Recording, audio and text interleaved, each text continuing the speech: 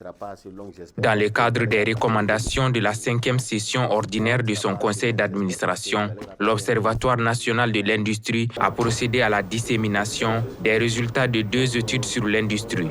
Cet atelier, tenu ce jeudi 22 juin, était sous la présidence du ministère de l'Industrie et du Commerce, et représenté par son SEGAL.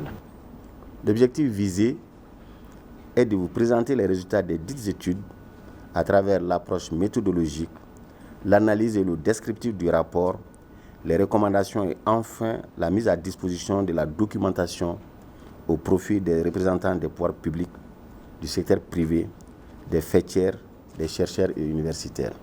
J'ose espérer qu'un bon usage sera fait des recommandations formulées dans les différentes études en vue d'une meilleure orientation de vos décisions, aussi publiques que privées, en rapport avec l'industrie.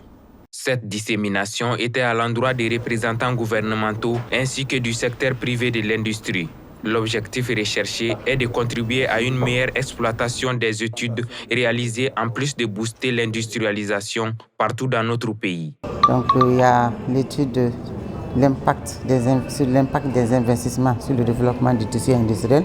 L'étude a recommandé de réduire les coûts très élevés des facteurs de production qui sont surtout liés aux problèmes énergétiques, d'où l'idée de développer une bonne politique énergétique.